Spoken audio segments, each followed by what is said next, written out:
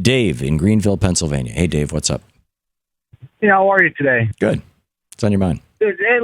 I do have a problem with the refugees right now as it sits. There's just very limited way on how they can bring these people in and know if they are being truthful or not. There's no paper trail. There's no driver's license or social security number. It's just word of mouth. And if just one gets through who has bad intentions... Dave, it's an 18-month process. Do you really think that a terrorist is going to put themselves through an 18-month process that involves multiple interviews with government employees instead of simply buying a first-class ticket and getting a tourist visa and showing up the way that Mohammed Atta and the other 17, 18, whatever it was, guys did who hit us on 9/11?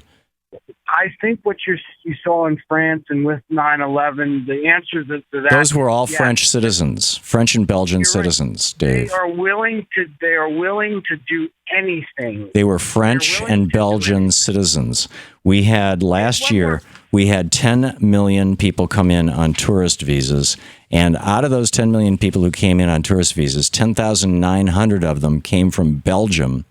And 57,915 of them came from France. So given that the 9 guys who shot up Paris were French and Belgian citizens, are you suggesting that we should do away with all those tourist visas? Because those people can get a visa in about an hour, and they can be on a plane an hour later. Whereas if they want to try and sneak into the United States as a refugee, it's a 1.5 year long process. Dave, your argument is idiotic. It's a Fox News argument, respectfully. Hold on. Now, Jay, so everything is wrong.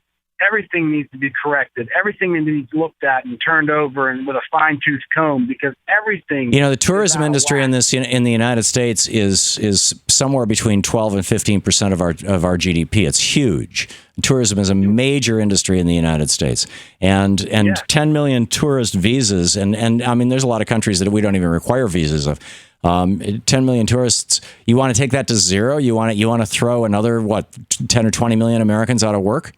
All to be careful that some terrorist doesn't come in and kill another 200 or 300 people. You're contradicting. Come on. You're contradicting what you just said about tourism. Then, no. if that is truly and factual, what you're saying is, then that needs to be corrected too. No, not saying we should stop tourism. But yes, it needs to be looked at and gone over with and make sure. You can't do it, Dave, no matter how frightened and terrified you are, no matter how much you tremble, no matter how much you want to hang on to Dick Cheney's leg and say, please, Daddy, protect me, you will never be safe. None of us will ever be safe. Well, 40,000 people a year in this country die from drunk drivers.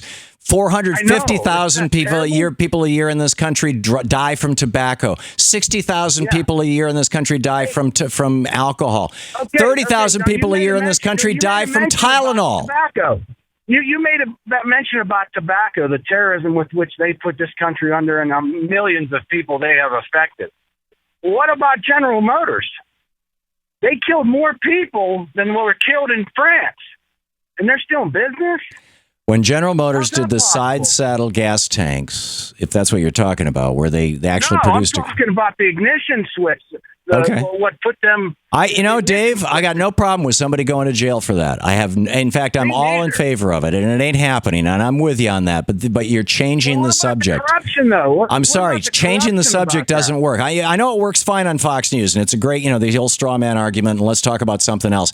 But I'm pointing out to you that no terrorist in their right mind is going to go through the refugee process to quote sneak into the United States. It's too hard. It's too arduous. These guys have got a pile of money, Dave. These guys have got a pile of money, and they're perfectly capable of walking into a U.S. embassy, getting a visa. In fact, if they're French citizens, they don't even need a visa. They can just get on a plane and fly to the United States. If they're poor, they can probably get a $700 ticket. If they're wealthy, and keep in mind the terrorists who took us down on 9/11, and apparently a lot of these guys come from some money. To watch more clips from our programs, hit the Watch More Videos button over here, and please be sure to hit the handy dandy subscribe button so you'll always be up to date. Tag, you're it.